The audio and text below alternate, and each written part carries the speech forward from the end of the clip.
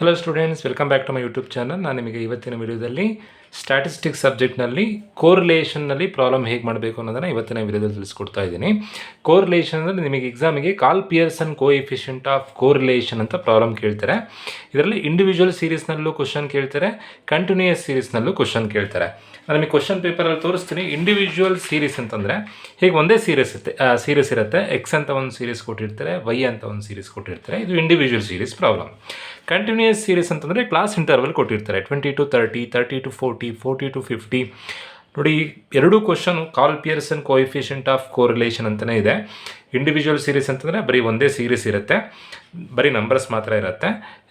Continuous series ಅಂತಂದರೆ class intervals ಕೊಟ್ಟಿರ್ತಾರೆ. So ಎರಡಕ್ಕೂ ಫಾರ್ಮುಲಾ ಒಂದೇ ಥರನೇ. ಇಂಡಿವಿಜುವಲ್ ಸೀರೀಸಿಗೆ ಫಾರ್ಮುಲಾ ನಾನು ಇಲ್ಲಿ ಬರೆದಿದ್ದೀನಿ, ಕಂಟಿನ್ಯೂಯಸ್ ಸೀರೀಸಿಗೂ ಅದೇ ಫಾರ್ಮುಲಾ. ನೀವು ಎರಡನ್ನೂ ಕಲಿತ್ರೆ ಎರಡೂ ಕನ್ಫ್ಯೂಷನ್ ಆಗುತ್ತೆ. ಇಂಡಿವಿಜುವಲ್ ಸೀರೀಸಿಗೆ ಫಾರ್ಮುಲಾ ಕಲ್ತ್ಕೊಂಡ್ರೆ ಸಾಕಾಗತ್ತೆ.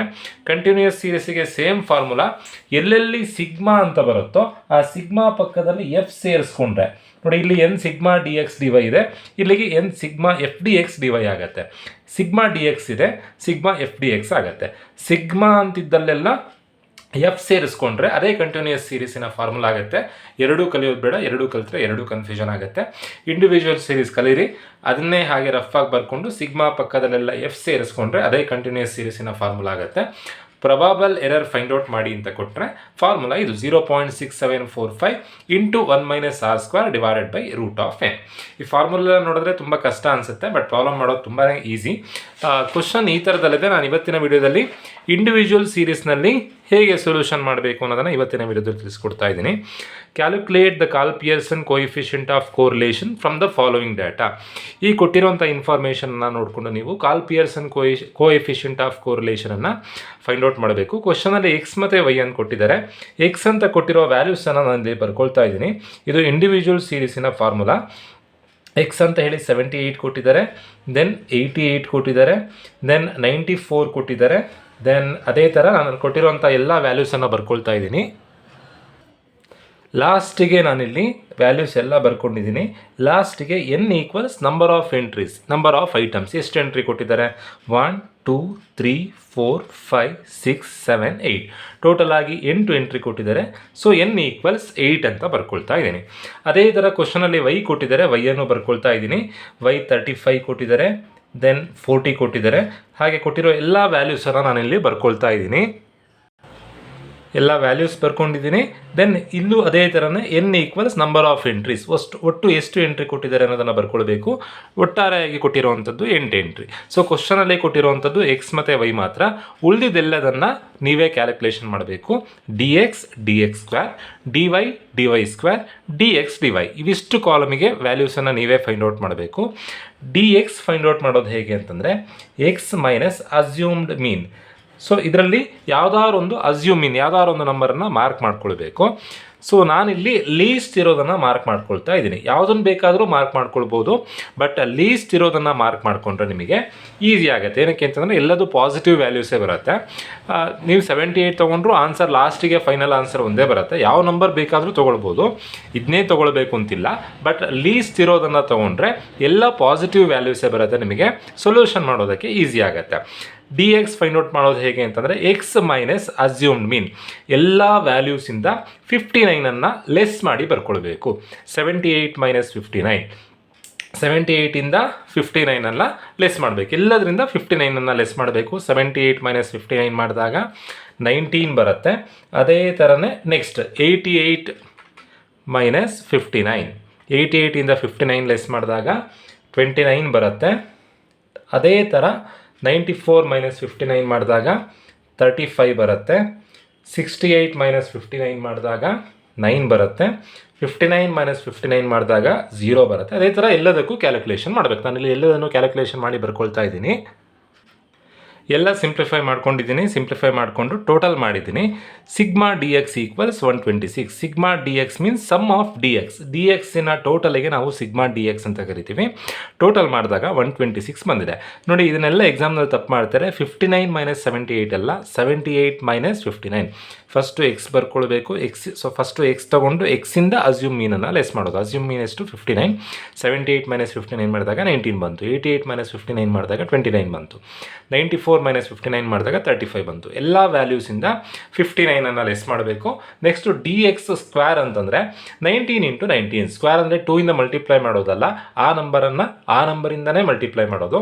19 into 19, 29 into 29, 35 into 35 just square ಮಾಡಿ ಬರೆಯೋದು. 19 ಇಂಟು 19 361 ಆಗುತ್ತೆ. 29 ಇಂಟು 29 841 ಆಗುತ್ತೆ.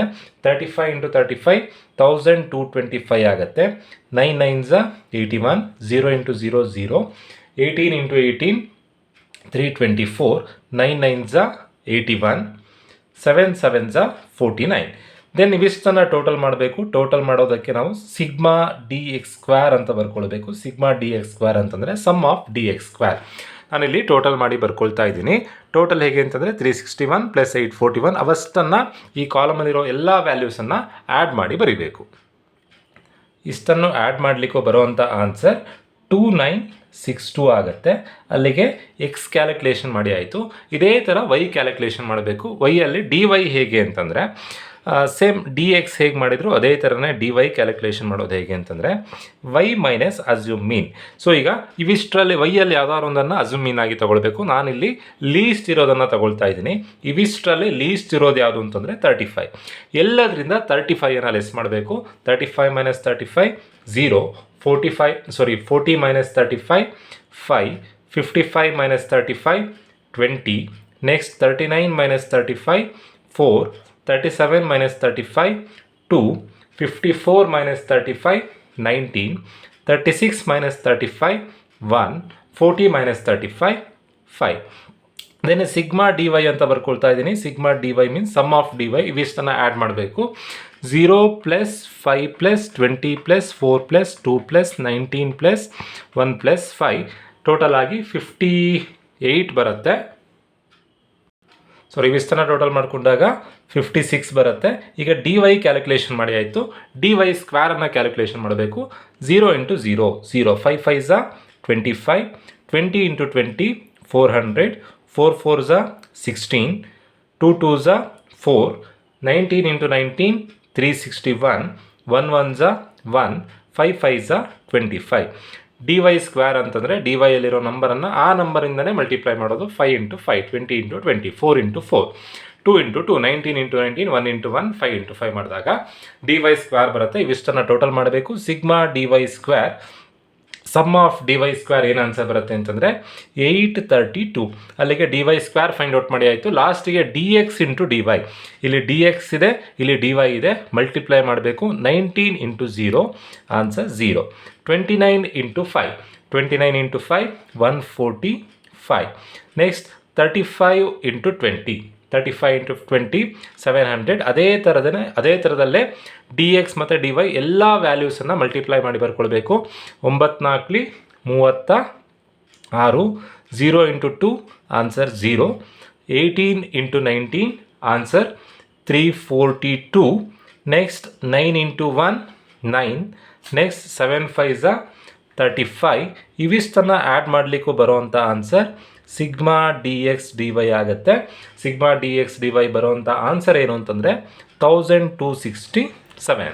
ಸೊ ಎಲ್ಲ ವ್ಯಾಲ್ಯೂಸ್ ಫೈಂಡ್ ಔಟ್ ಮಾಡಿ ಆಯಿತು. ಇನ್ನು ಫಾರ್ಮುಲಾ ಅಪ್ಲೈ ಮಾಡಿದ್ರೆ ಸೊಲ್ಯೂಷನ್ ಮುಗೀತು. ಫಾರ್ಮುಲಾ ತುಂಬಾ ಈಸಿ. ನಾನಿಲ್ಲಿ ಇಂಡಿವಿಜುವಲ್ ಸೀರೀಸಿನ ಫಾರ್ಮುಲಾ ಬರ್ಕೊಂಡಿದ್ದೀನಿ. N sigma D X D y minus sigma D x into sigma D y divided by root of n sigma D X square minus sigma D x whole square into n sigma D y square minus sigma D y whole square. ಇದು formula individual ಸೀರೀಸಿಗೆ. ಇದೇ continuous series ಆದರೆ sigma ಎಲ್ಲೆಲ್ಲಿ sigma ಬರೆದಿದ್ದೀರೋ ಅಲ್ಲೆಲ್ಲ f ಸೇರಿಸ್ಕೊಂಡ್ರೆ ಅದೇ continuous ಸೀರೀಸಿನ formula ಆಗುತ್ತೆ. ಸೊ ಇಲ್ಲಿ ಎನ್ ಅಂತಂದರೆ ಫಾರ್ಮುಲಾ ಸಿಂಪ್ಲಿಫೈ ಮಾಡೋಣ. ಎನ್ ಅಂತಂದರೆ ನಂಬರ್ ಆಫ್ ಎಂಟ್ರೀಸ್, ಒಟ್ಟು 8 ಎಂಟ್ರಿ ಕೊಟ್ಟಿದ್ದಾರೆ.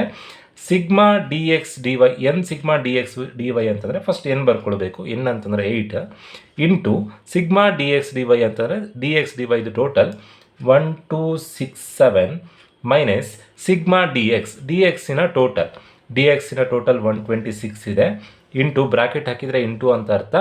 ಸಿಗ್ಮಾ ಡಿ ವೈ ಟೋಟಲ್ 56 ಇದೆ divided by root of n ಅಂತ ಇದೆ. ಎನ್ ಅಂದರೆ number of entries 8.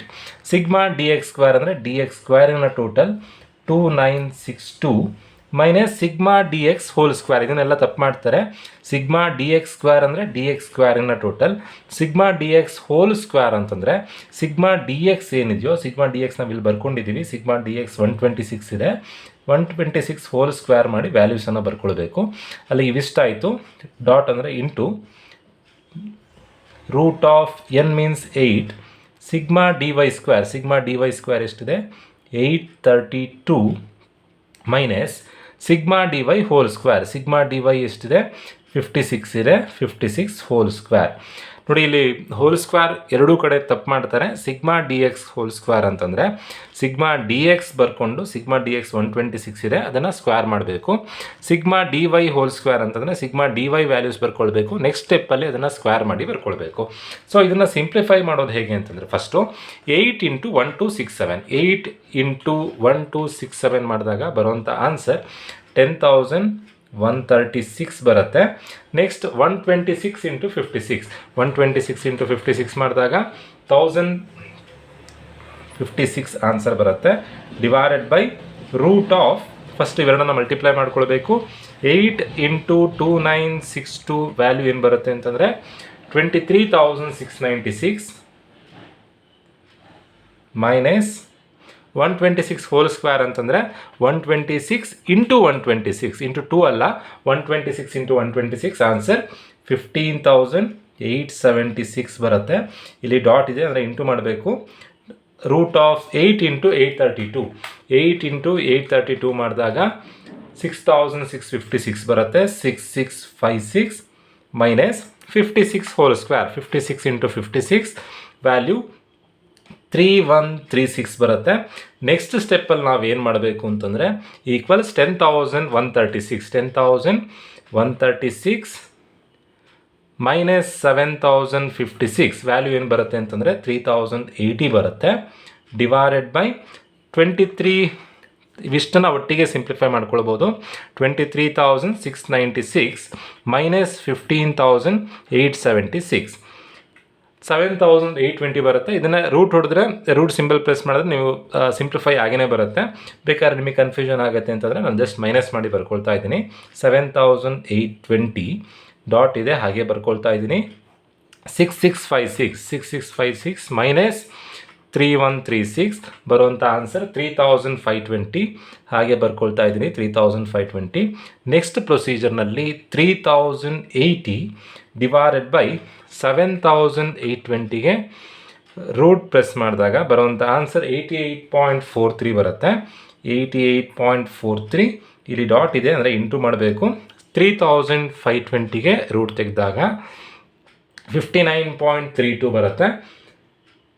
59.32 last ಸ್ಟೆಪ್ನಲ್ಲಿ 3,080 divided by ಇವೆರಡನ್ನು ಮಲ್ಟಿಪ್ಲೈ ಮಾಡಿ ಬರ್ಕೊಳ್ಬೇಕು.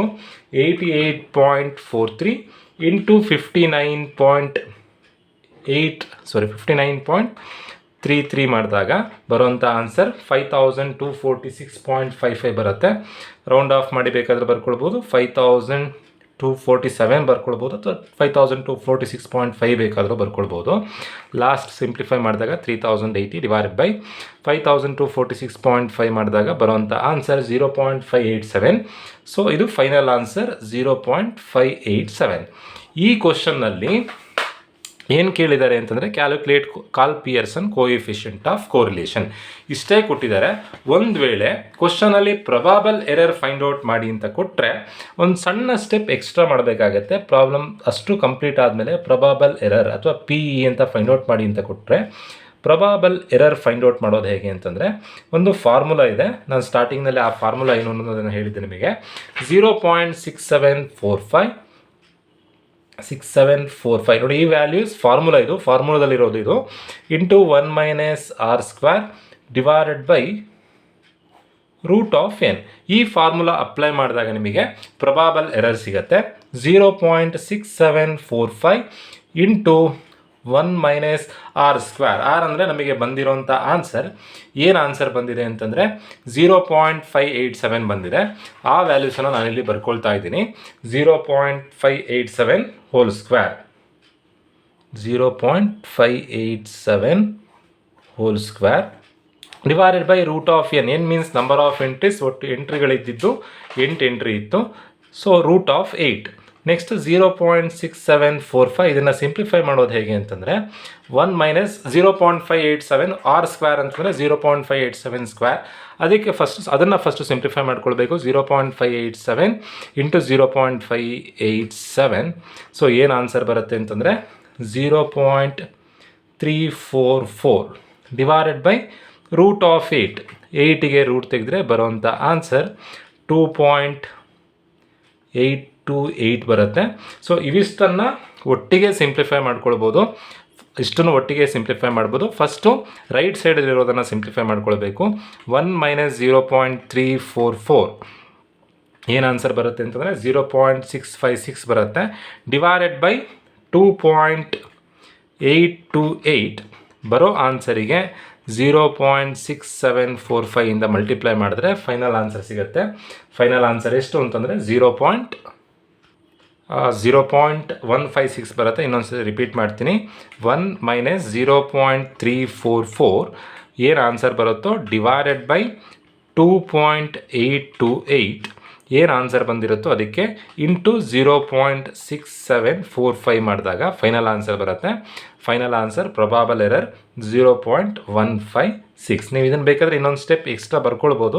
ಒಟ್ಟಿಗೆ ಬೇಕಾದರೂ ಸಿಂಪ್ಲಿಫೈ ಮಾಡ್ಬೋದು.